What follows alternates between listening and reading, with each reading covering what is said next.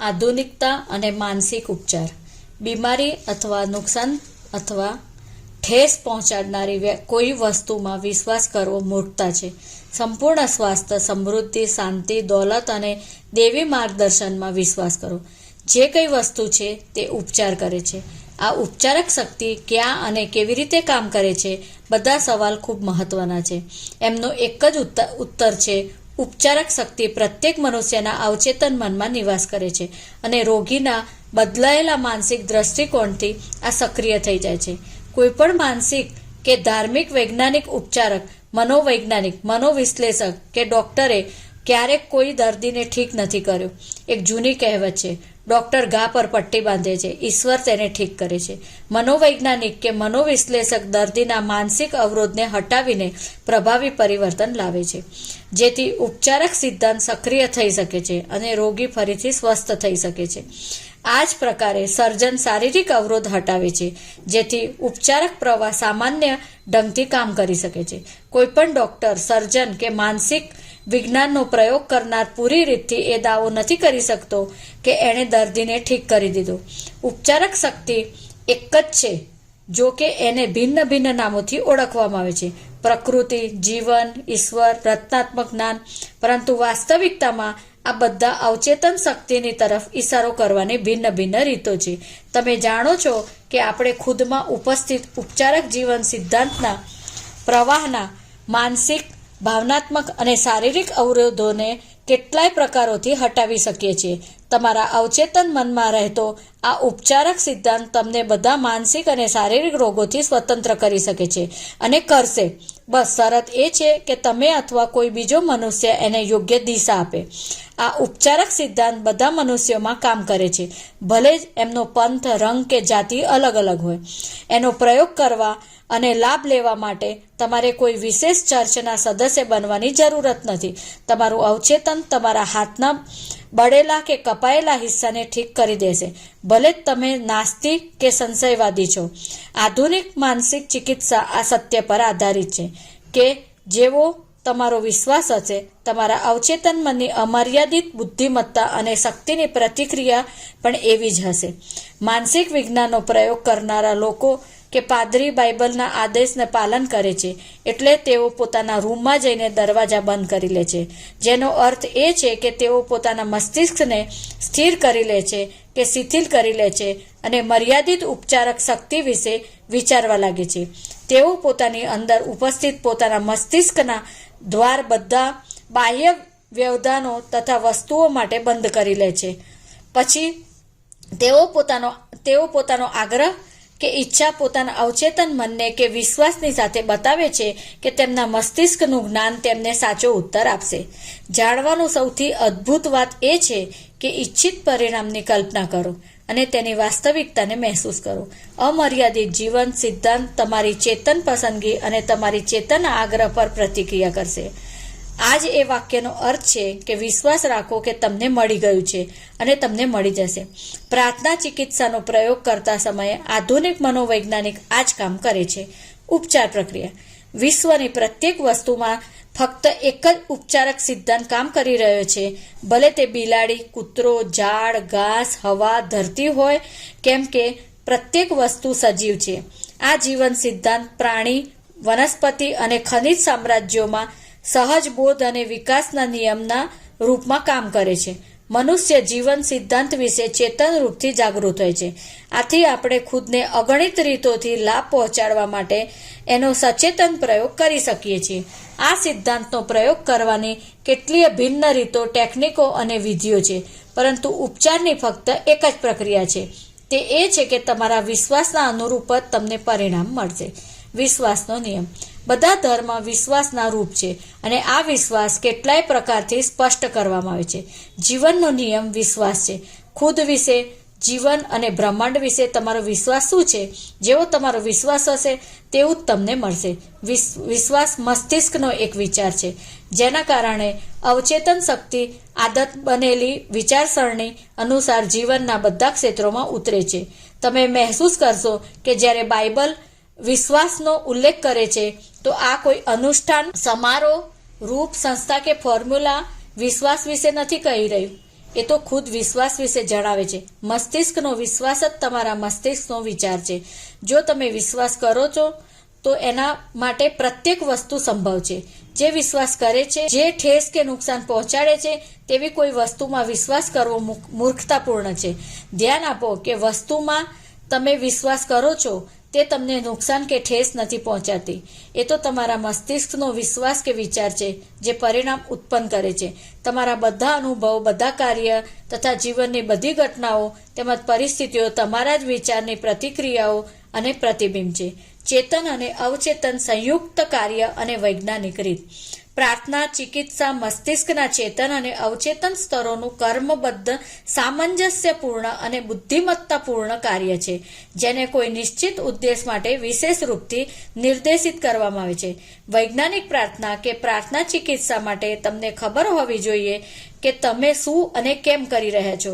તમે ઉપચારના નિયમના વિશ્વાસ કરો છો. આને કેટલીય વાર માનસિક ઉપચાર કે વૈજ્ઞાનિક પ્રાર્થના પણ કહેવામાં આવે છે. પ્રાર્થના ચિકિત્સામાં તમે કોઈ નિશ્ચિત વિચાર, માનસિક તસવીર કે યોજનાને પસંદ કરો છો જેને તમે અનુભવ કરવા ઈચ્છો છો. તમે આ વિચાર કે માનસિક છબીને પોતાના અવચેતન સુધી પહોંચાડી દો છો અને કાલ્પનિક અવસ્થાથી વાસ્તવિક અનુભવ કરો છો. જો તમે માનસિક દ્રષ્ટિકોણમાં પૂર્ણ વિશ્વાસ રાખશો તો તમને પોતાની પ્રાર્થનાનો ઉત્તર મળી જશે.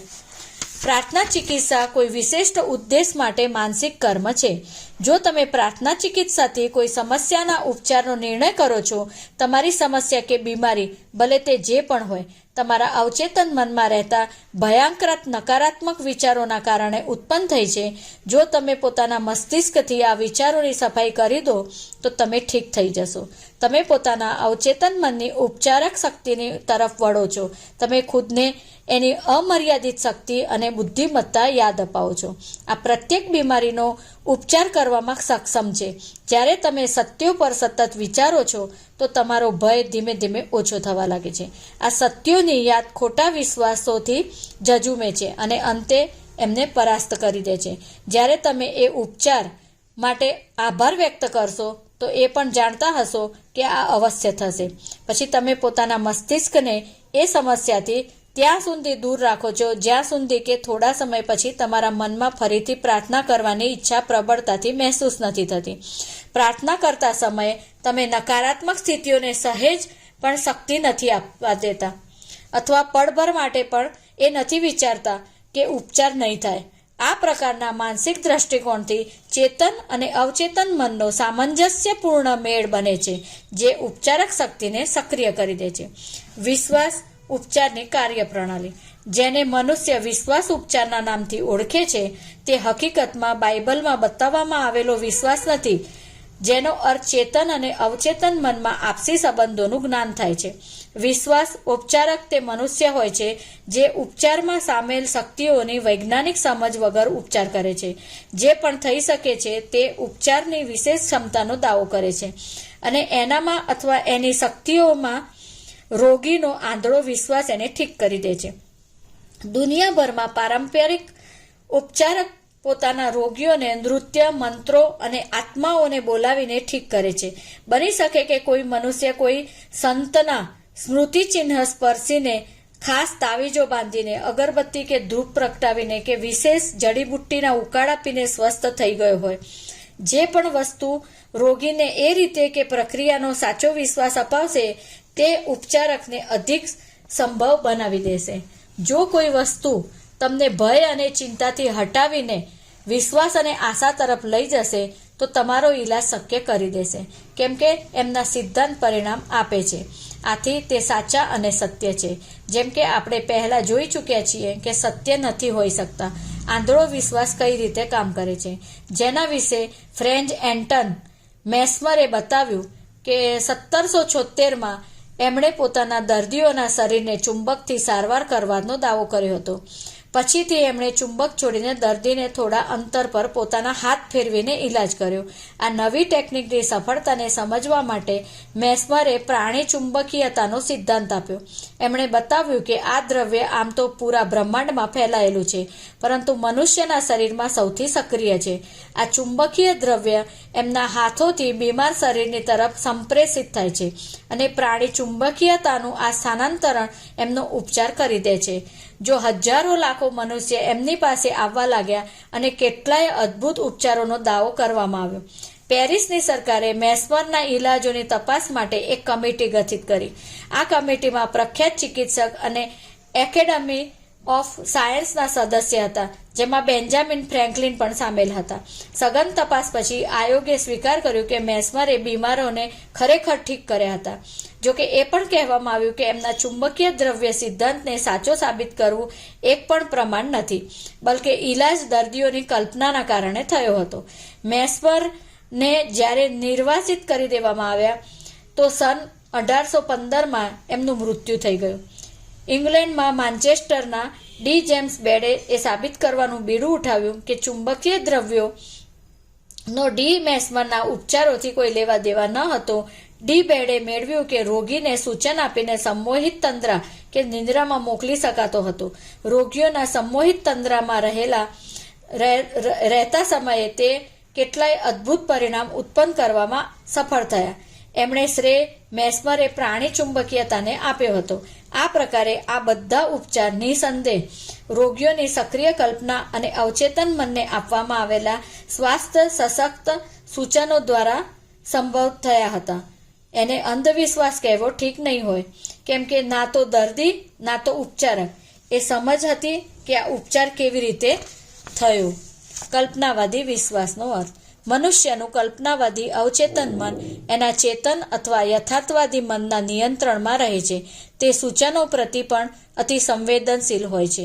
અર્થાત જે પણ તમારો યથાર્થવાદી વિશ્વાસ છે, જો તમે એનામાં સક્રિયતા કે નિષ્ક્રિયતાથી વિશ્વાસ રાખશો તો તમારું મન એ સૂચન દ્વારા અનિયંત્રિત થશે અને તમારી ઈચ્છા પૂરી થઈ જશે.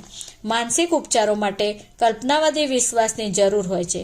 એને પ્રાપ્ત કરવાની રીત યથાર્થવાદી કે ચેતન મનમાં સક્રિય વિરોધનો અંત કરવાનો છે.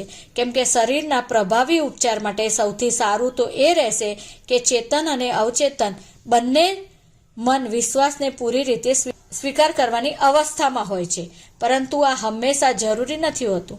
તમે પોતાના મન અને શરીરને શિથિલ કરીને અર્ધનિદ્રા અવસ્થામાં પહોંચી શકો છો અને નિષ્ક્રિયતા તથા ગ્રહણશીલતાની સ્થિતિમાં દાખલ થઈ શકો છો. આ અર્ધનિદ્રા અવસ્થામાં તમારી નિષ્ક્રિયતા કલ્પનાવાદી છાપ પ્રતિ ગ્રહણશીલ બની જાય છે. એકવાર કોઈએ મને પૂછ્યું કે એવું કેવી રીતે થઈ ગયું કે એ પાદરી મને ઠીક કરી દીધો, જ્યારે એણે મને બતાવ્યું કે રોગ જેવી કોઈ વસ્તુ જ નથી હોતી અને એનું કોઈ અસ્તિત્વ નથી હોતું, તો મેં એના એક પણ શબ્દ પર વિશ્વાસ ના કર્યો. મને લાગ્યું કે તે મારી બુદ્ધિનું અપમાન કરી રહ્યો છે, પરંતુ તેમ છતાં હું ઠીક થઈ ગયો. એવું કેવી રીતે થઈ શકે?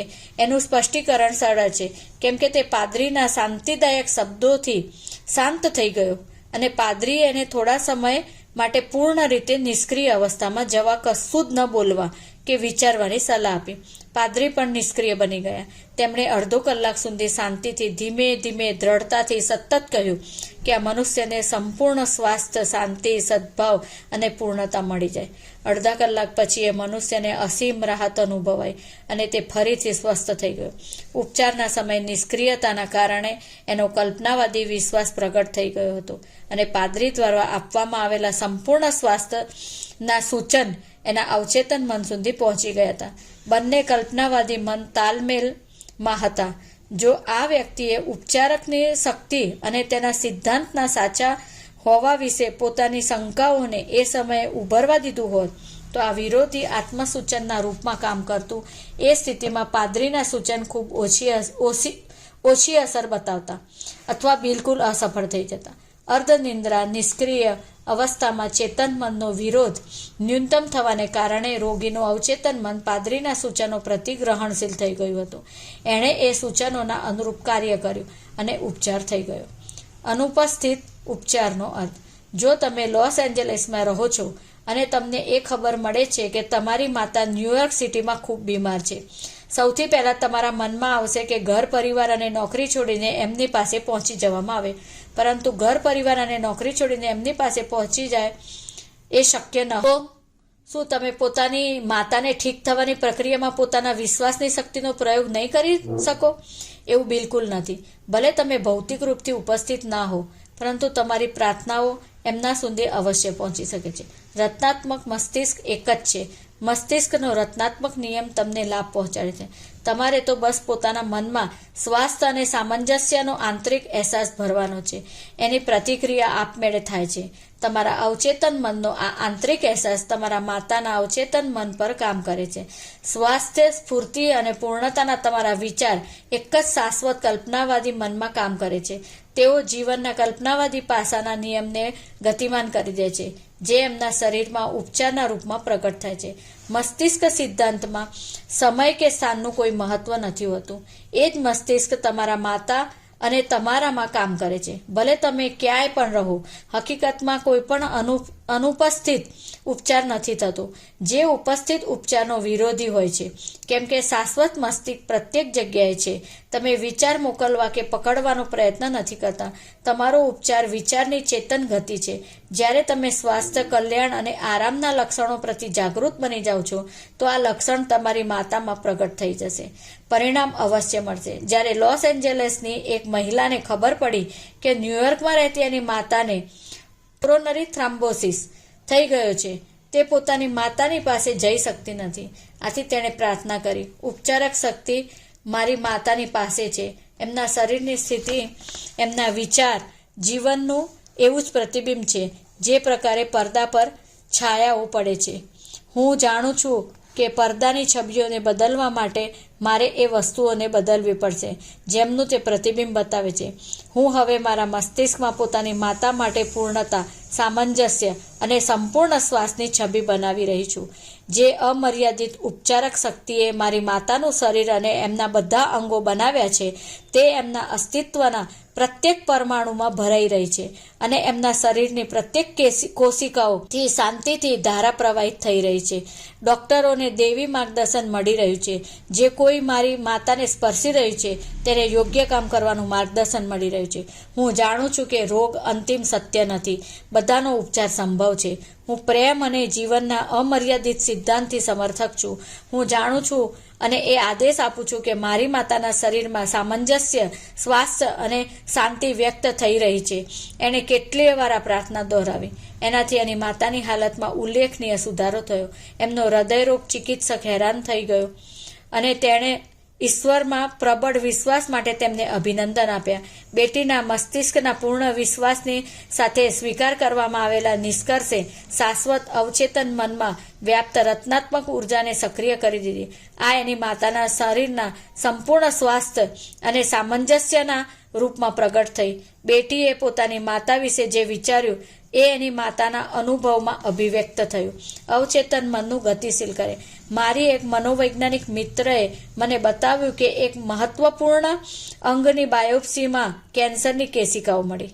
ડૉક્ટરે પીડાદાયક અને જોખમકારક ઉપચારનું સૂચન કર્યું. એના માટે હા કરવાથી પહેલાં મારી મિત્રએ અન્ય એક ટેકનિક અપનાવી. પ્રત્યેક રાત્રે સૂવાથી પહેલાં તે શાંતિથી એ વિશ્વાસ જતાવતી હતી કે પ્રત્યેક કોશિકાઓ, નસ, તંત્રિકા અને અંગ હવે પૂર્ણ દોષરહિત અને આદર્શ બની રહ્યા છે. મારા પૂરા શરીરમાં સ્વાસ્થ્ય અને સામંજસ્ય ફરીથી પરત ફરી રહ્યા છે. 1 મહિનામાં એનો પૂર્ણ ઉપચાર થઈ ગયો. પછીથી પરીક્ષણોમાં ખબર પડી કે કેન્સરની કોશિકાઓ હવે બચી નથી. હું એનાથી પ્રભાવિત થયો અને મારી જિજ્ઞાસા જાગી ગઈ. મેં એનાથી પૂછ્યું કે તે સૂવાથી પહેલાં પોતાનો નિશ્ચય કેમ દોહરાવતી હતી. એણે કહ્યું કે એકવાર કોઈ દિશામાં સક્રિય થવા પર અવચેતન મનનું કામ ઊંઘ દરમિયાન પણ ચાલતું રહે છે. આથી એ ખૂબ જ જરૂરી છે કે તમે સૂવાથી પહેલાં પોતાના અવચેતન મને કોઈ લાભકારી કામ સોંપી દો.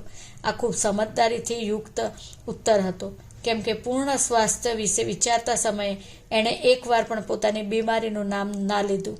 જો એણે પોતાની બીમારીઓ વિશે બોલવાનું બંધ કરી દો અથવા તેનું નામ ના લો, ખાસ કરીને સૂવાથી ઠીક પહેલાં, તો ખૂબ જ ફાયદાકારક હોય છે. તમારા ધ્યાન અને ભયથી એમને જીવન મળે છે. તમે જે મનોવૈજ્ઞાનિકનો ઉલ્લેખ કર્યો છે, તમે પણ એની જેમ જ માનસિક સર્જન બનો. પછી તમારી મુશ્કેલીઓ પણ એ જ પ્રકારે દૂર થઈ જશે, જે પ્રકારે નિર્જીવ શાખાઓ કોઈ ઝાડથી તૂટી જાય છે. જો તમે સતત પોતાના દર્દ અને લક્ષણોથી રટ લગાવતા રહો છો અથવા એમના વિશે વાત કરતા રહો છો, તો તમે એમની શક્તિ વધારી દો છો. તમે એ ગતિશીલ કર્મને રોકો છો જે તમારા અવચેતન મનની ઉપચારિક શક્તિ અને ઉર્જાને સક્રિય કરે છે. જ્યારે તમારા જ મસ્તિષ્કના નિયમ દ્વારા આ કલ્પનાઓ આકાર લેવા લાગે છે, તો એ વસ્તુ થાય છે જેનો તમને ભય રહેતો હતો. આથી પોતાના મસ્તિષ્કમાં જીવનના મહાન સત્યોને ભરો અને પ્રેમની રોશનીની તરફ આગળ ધપાવો.